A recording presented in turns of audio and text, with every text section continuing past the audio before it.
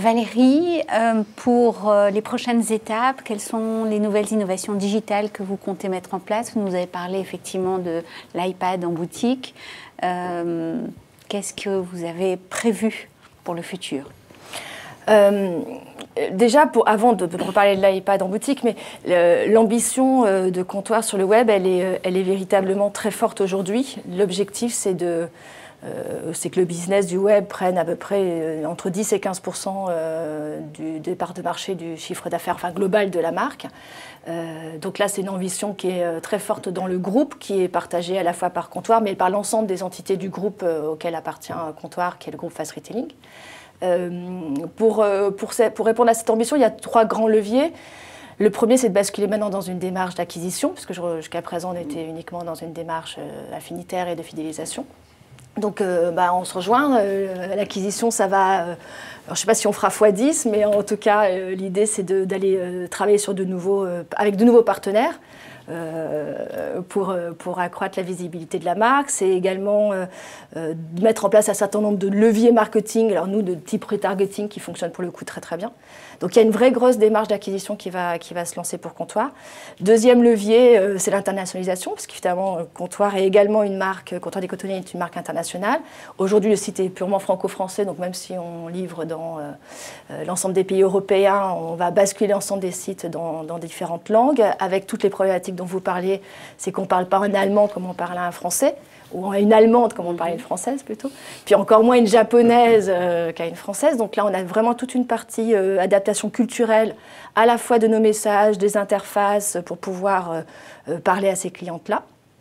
Et puis, c'est aussi partir à l'international pour Comptoir des Cotonniers, c'est aussi lancer des chevals de Troie. C'est-à-dire qu'il y a un certain nombre de pays dans lesquels on n'est pas présent au niveau du retail, des réseaux physiques. Et donc, c'est voir comment est-ce qu'en lançant un site dans un pays, comment ça réagit, où sont les zones de chalandise, quelles sont les typologies de produits qui vont fonctionner, quelles sont les courbes de taille qui fonctionnent, et permettre après peut-être d'implanter la marque dans ce pays-là avec l'ensemble de ces indicateurs préalables qui auront été recensés à travers le web.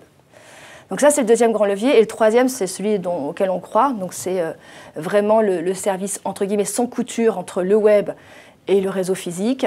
Pourquoi? Parce que les experts annoncent aujourd'hui que pour nos métiers, à l'échelle de 15-20 ans, 20 à 30% du chiffre d'affaires risque d'être perdu. Pour toutes les marques qui n'auront pas pris ce virage-là. Et donc, je pense que sur le marché du prêt-à-porter, Comptoir des Cotonniers est très en avance là-dessus. Et on souhaite conserver cette avance-là. On lance le premier service, on va regarder comment ça fonctionne. Il sera en boutique aux alentours du mois d'avril, dans les flagships parisiens pour un premier test. Et puis, on va essayer de développer l'ensemble ensuite des interactions qui puissent exister pour répondre aux nouveaux comportements d'achat des clientes qui ne sont plus aussi binaires qu'elles pouvaient l'être et qui vont avoir besoin d'interactions de type chat, d'un call center qui va répondre en live sur des besoins particuliers, d'intégrer évidemment tout ce qui est réseaux sociaux dans la construction d'un argumentaire de vente. Voilà. Et c'est toutes ces interactions que l'on va essayer de mener pour répondre à ce défi fondamental que pour le retail, ce changement des comportements d'achat qui va arriver là bientôt. Pour vente privée, les prochaines étapes autour du digital seront situées où? Alors, moi, je pense qu'on est tous autour de la table concernés par effectivement ce défi crucial qui consiste à rapprocher les deux mondes du physique et du digital, mais en fait c'est pas deux mondes, il y en a plus que ça, parce qu'il y a aussi le mobile, il y a peut-être y avoir la télé connectée, mais en tout cas l'idée c'est effectivement ce qu'on appelle le multicanal, le cross-canal. Je pense que c'est sans doute l'enjeu le plus fondamental pour l'ensemble des marques qui sont dans le retail ou qui sont uniquement sur le web, peu importe.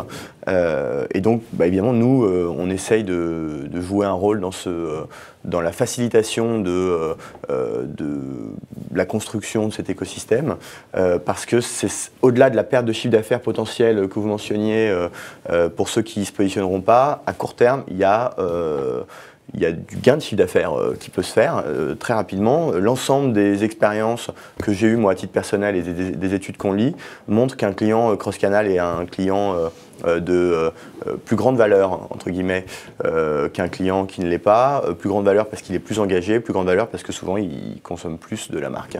Pourquoi il consomme plus de la marque? Tout simplement parce qu'on va créer chez lui des nouveaux usages qui sont basés sur la capacité de commencer une commande chez lui, la poursuivre en magasin, la finir sur son mobile, qui sont basés sur des tas de choses un peu compliquées pour nous, marketeurs aujourd'hui, à organiser, mais qui sont des nouveaux usages et qui vont rendre service au consommateur, et donc il va apprécier l'initiative de la part de la marque, et puis ça va lui créer des nouvelles occasions d'achat auxquelles il n'avait même pas pensé jusque-là. Donc ça, c'est essentiel. Donc quand je vous dis que nous, on essaie de jouer un rôle de facilitateur dans ce rapprochement de ces 2, 3, 4 mondes, ça se fait au travers de l'offre de vente privée. Donc on a, dans l'année qui vient de s'écouler, ouvert un certain nombre de nouveaux produits, de nouveaux univers qui sont pour nous des innovations et qui sont pour nous digitales, puisqu'on est un pure player, et qui donc vont nous permettre, donc, autour par exemple de tout ce qui est, on a ouvert un service qui s'appelle VP Ticket, qui est un service d'achat de tickets à prix réduit en last minute, un petit peu le concept qu'on connaît à Paris de kiosque de la Madeleine, mais sur Internet. On a lancé également un produit qui s'appelle One Day, qui est un produit qui répond à un besoin un petit peu différent des marques, qui met à l'honneur en haut des ventes de vente privée un produit avec une quantité limitée pendant une journée. Et donc ça fonctionne extrêmement bien.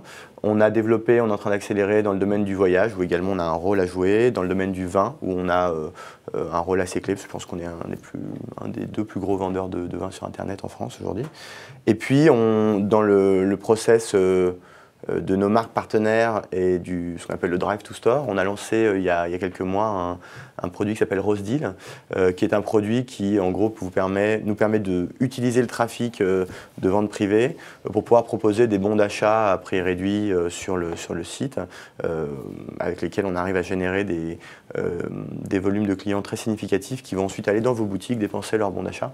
Donc on essaie de monter ça le mieux possible, et c'est vraiment à considérer comme une opération média et une opération Drive to Store. Donc je dirais, ces éléments, c'est ce qu'on essaie de mettre en place pour jouer un rôle auprès des marques sur l'ouverture et le rapprochement des canaux qui nous paraît essentiel dans les années qui viennent.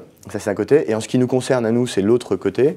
Côté consommateur, on multiplie nos points de contact. Donc tout ce qu'on fait en termes d'expérience utilisateur, en termes de mobile, en termes de présence sur les réseaux sociaux, ça n'a qu'une vocation, concrètement, c'est d'offrir à nos membres d'autres occurrences que celles uniques de réception d'un mail et de se connecter au site, qui reste quand même un gros volume aujourd'hui, mais d'autres occurrences d'avoir des informations de notre part et d'avoir une capacité d'avoir accès à l'offre de nos marques en ligne. Donc multiplication des points de contact, et c'est un peu notre multicanal à nous, quoi, concrètement. Voilà, donc c'est les 2 enjeux à venir, l'offre et la multiplication des points de contact. Pour la marque Sosh, les nouvelles perspectives à venir se portent où? Alors, je rebondis justement sur le point du multicanal. On a un sujet clé pour nous qui est effectivement de gérer la multicanalité, non pas dans l'achat, puisqu'on est uniquement web, mais par contre sur la relation client, un client qui vient nous remonter un problème sur Twitter, il faut qu'on soit capable de suivre son problème et d'être capable de le traiter après en chat. Et puis s'il revient 2 mois après sur Facebook ou à nouveau en nous sollicitant par chat ou par mail, il faut qu'on soit capable de suivre et de tracer l'historique et de le reconnaître, quel que soit le point d'entrée. Et ça, c'est un vrai sujet et c'est pas évident. Et ça, il faut qu'on arrive à le faire en gardant une relation client humanisée. C'est-à-dire qu'on utilise le digital, donc on parle beaucoup d'outils, mais la clé pour nous, c'est de réussir à garder quelque chose de très humain derrière. Je prends un exemple, tous les 3 mois à peu près, on fait des meet-up avec les membres actifs de notre communauté, donc on les rencontre. Et la première question qu'on m'a posée la dernière fois quand j'y étais, c'était est-ce que Karim, qui est un de nos community managers, est là? Et cette dimension très humaine, il faut qu'on arrive à la garder, donc utiliser les outils non pas pour remplacer l'humain, mais plutôt pour le servir et garder une relation très incarnée et humanisée de notre marque. Voilà, ça c'est le premier point. Et le deuxième, c'est la fidélisation. On a un parc client qui grandit vite. Et du coup, la question, c'est, on n'a pas les leviers traditionnels des opérateurs téléphoniques, on n'a pas d'engagement, on ne subventionne pas le mobile, donc on ne finance pas le mobile. Donc il faut qu'on trouve d'autres façons de donner envie à nos clients de rester chez nous.